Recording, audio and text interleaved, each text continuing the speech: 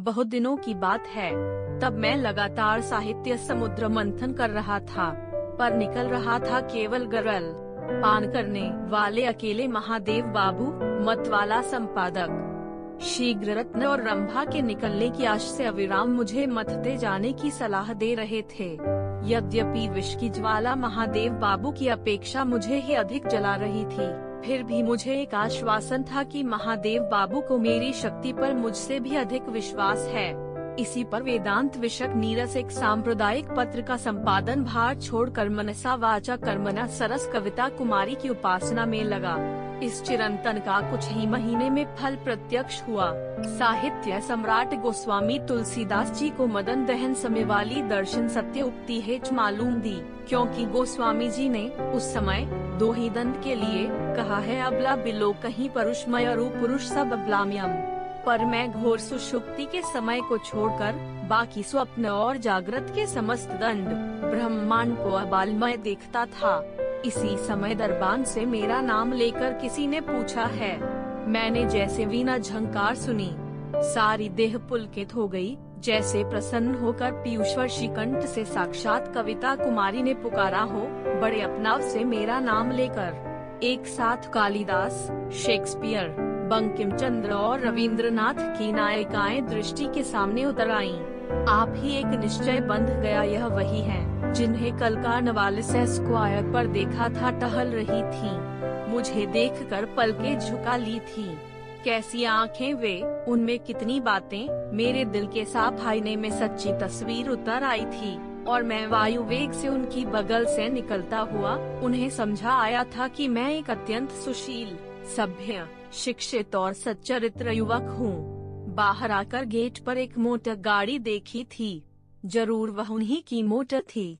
उन्होंने ड्राइवर से मेरा पीछा करने के लिए कहा होगा। उससे पता मालूम कर, नाम जानकर मिलने आई हैं। अवश्य यह बेथून कॉलेज की छात्रा हैं। उसी के समान मिली थीं। कविता से प्रेम होगा। मेरे छंद की स्वच्छंदता को छाई होगी इनकी समझ में, तभी बाकी समझने के लिए आई है। उठकर जाना अपमानजनक जान पड़ा। वहीं से दरबान को ले जाने की आज्ञा दी। अपना नंगा बदन याद आया। ढकता कोई कपड़ा न था। कल्पना में सजने के तरह तरह के सूट याद आए, पर वास्तव में दो मैनले कुर्ते थे। बड़ा गुस्सा लगा प्रकाशकों पर। कहा, नीच हैं, लेखकों की कद्र नहीं करते। उठकर मुंशी जी के कमरे में गया। उनकी रेशमी चादर उठा लाया। कायदे से गले में डाल कर देखा, खपती है या नहीं। जीने से आहट नहीं मिल रही थी। देर तक कान लगाए बैठा रहा। बालों की याद आई, उकस न गए हों। जल्द जल्द आईना उठाया। एक बार मुंह देखा, कई बार आंखें सामने रेल रेल कर, फिर शीशा बिस्तरे के नीचे दबा दिया। शौकी गेटिंग मैरेड सामने करके रख दी। डिक्शनरी की सहायता से अंदर छिपा दी। फिर तनकर गंभीर मुद्रा से बैठा। आगंतुकों को दूसरी मंजिल पर आना था। जीना गेट से दूर था, फिर भी देर हो रही थी। उठकर कुछ कदम बढ़ा कर देखा। बचपन के मित्र मिस्टर सुकुल आ रहे थे। बड़ा बुरा लगा। यद्यपि कई साल बाद की मुलाकात थी। कृत्रिम हंसी से होंठ रंग कर उनका हाथ पकड़ा और लाकर उन्हें बिस्तरे पर बैठाया। बैठने के साथ ही सुकुल ने कहा, श्रीमती जी आई हुई हैं। मेरी रूखी जमीन पर आषाढ़ का पहला दोगरा गिरा। प्रसन्न होकर कहा, अकेली हैं, रास्ता नहीं जाना हुआ, तुम भी छोड़कर चले आए। बैठो तब तक मैं लिवा लाऊं। तुम लोग देवियों की इज्जत करना नहीं जानते। सुकुल मुस्कराए, कहा, रास्ता न मालूम होने पर निकाल लेंगी। ग्रेजुएट है, ऑफिस में मतवाला की प्रतियां खरीद रही है। तुम्हारी कुछ रचनाएं पढ़कर खुश होकर मैं चल न सका। गर्व को दबाकर बैठ गया। मन में सोचा, कवि की कल्पना झूठ नहीं होती। कहा भी है, जहाँ न जाए रवि वहाँ जाए कवि। कुछ देर चुपचाप गंभीर बैठा रहा। फिर पूछा, हिंदी काफी अच्छी होगी इनकी? हाँ, सुकुल ने विश्वास के स्वर से कहा, ग्रेजुएट हैं। बड़ी श्रद्धा हुई। ऐसी ग्रेजुएट देवियों से देश का उद्धार हो सकता है। सोचा, निश्चय किया, अच्छी चीज का पुरस्कार समय देता है।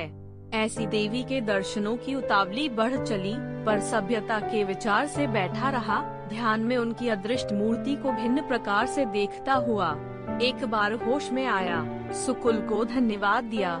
सुकुल का परिचय आवश्यक है। डंडा सुकुल मेरे स्कूल के दोस्त हैं। साथ पढ़े डंडा उन लड़कों में थे जिनका यह सिद्धांत होता है कि सर कट जाए चोटी न कटे। डंडा मेरी समझ में सर और चोटी की तुलना नहीं आई। मैं सोचता था पूंछ कट जाने पर जंतु जीता है, पर जंतु कट जाने पर पूंछ नहीं जीती। पूंछ में फिर भी खाल है, खून है, हाड़ और मांस है, पर चोटी सिर्फ बालों की है। बालों के साथ कोई देहात्म बोध नहीं। डंडा सुकुल जैसे चोटी के एकांत उपासकों से चोटी की आध्यात्मिक व्याख्या कई बार सुनी थी, पर सग्रंथी बालों के वस्त्र में आध्यात्मिक इलेक्ट्रिसिटी का प्रकाश न मुझे कभी देख पड़ा, न मेरी समझ में आया। फलतः सुकुल की और मेरी अलग अलग टोलियां हुई। डंडा उनको टोली में वे हिंदू लड़के थे जो अपने को धर्म की रक्षा के लिए आया हुआ समझते थे। मेरी में वे लड़के जो मित्र को धर्म से बड़ा मानते हैं। अतः हिंदू, मुसलमान, क्रिस्तान सभी डंडा हम लोगों के मैदान भी अलग अलग थे। सुकुल का खेल अलग होता था, मेरा अलग। कभी कभी मैं मित्रों के साथ सलाह करके सुकुल की हॉकी देखने जाता था और सहर्ष, सुविस्मय, सप्रशंस, सक्लैप और संयन विस्तार देखता था।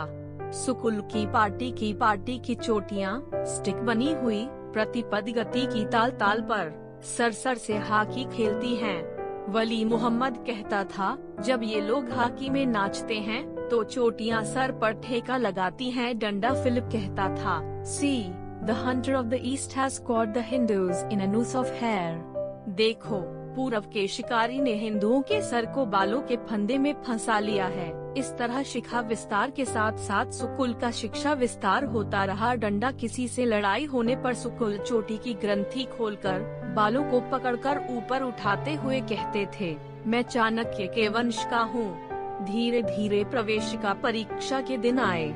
सुकुल की आंखें रक्त मुकुल हो रही थीं। एक लड़के ने कहा, सुकुल बहुत पढ़ता है, रात को खूंटी से बंधी हुई एक रस्सी से चोटी बांध देता है, ऊँघने लगता है तो झटका लगता है, जग कर फिर पढ़ने लगता है। चोटी की एक उपयोगिता मेरी समझ में आई। मैं कवि हो चला था। डंडा फलतः पढ़ने की आवश्यकता न थी। डंडा प्रकृति की शोभा देखता था।